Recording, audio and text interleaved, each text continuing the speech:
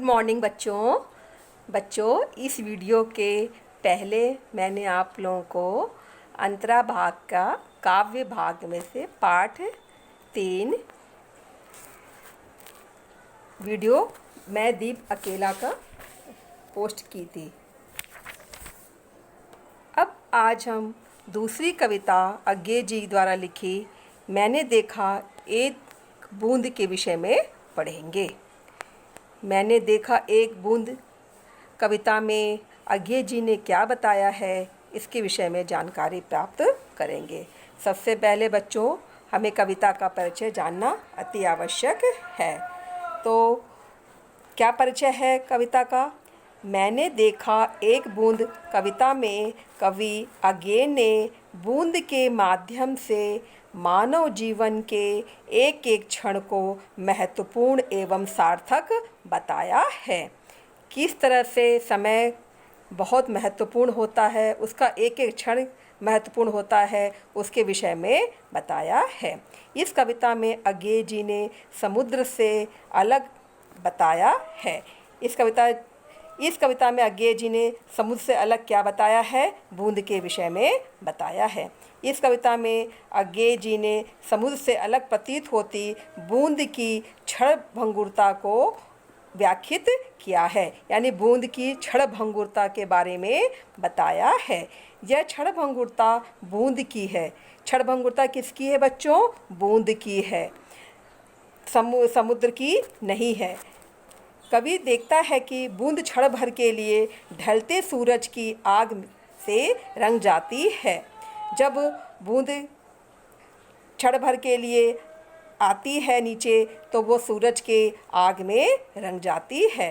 क्षण भर का दृश्य देखकर कवि को एक दार्शनिक तत्व भी दिखने लग जाता है। कवि फिर उसके माध्यम से दार्शनिक तत्व के बारे में सोचने लगता है।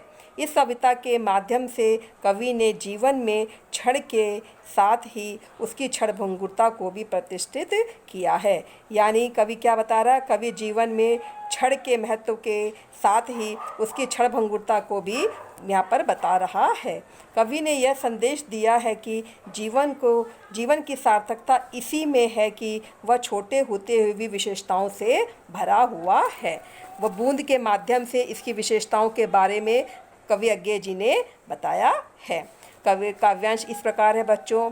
एक बूंद सहसा उछली सागर के झाग से, रंग गई क्षण भर ढलते सूरज की आग से, मुझको दिख गया सूने विराट के सम्मुख हर आलोक छुपा, अपनापन है उन्मोचन नश्वरता के दाग से। ये बच्चों क्या था? काव्यांश था।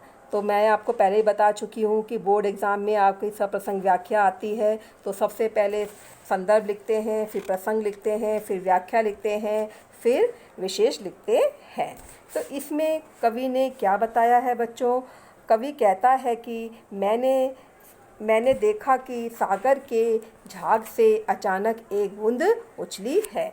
सागर का मतलब समुद्र के झाग से एक बूंद अचानक उछली है।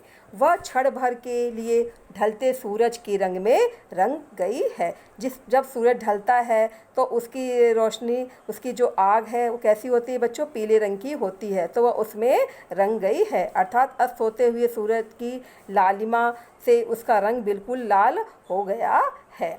यह दृश्य देखकर कवि को यह दिखाई देता है कि सूने विराट के सामने प्रकाश के प्रत्येक स्पर्श से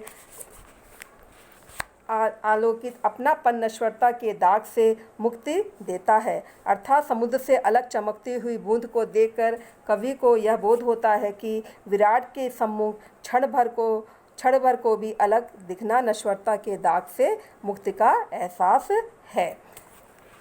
इस प्रकार विराट से अलग होकर के अस्तित्वमान होता व्यक्ति नाशवान होने की प्रकृति के बंधन में बंध जाता है। तो इन पंक्तियों में कवि ने जीवन की क्षणभंगुरता की महत्व को बड़े ही सुंदर तरीके से बताया है। और कवि क्या कहना चाह रहा है? कवि कह रहा है कि इस बूंद का इस प्रकार चमक कर समुद्र में विलीन हो जाना कवि को आत्मबोध कराता है। यद्यपि विराट सत्ता शून्य या निराश है, तथापि मानव जीवन में आने वाले मधुर मिलन के आलोक से क्षण भर मानव की नश्वरता के कलंक से मुक्त कर देते हैं। आलोक क्षण की स्मृति ही उसके जीवन को सार्थक कर देती है। कवि को खंड में भी सत्य का दर्शन हो जाता है। इस प्रकार से कवि ने इस काव्यांश में क्षण के महत्व को क्षणभंगुरता से प्रतिष्ठित किया है। इस प्रकार बच्चों, ये काव्यांश की आपकी छोटी सी व्याख्या थी।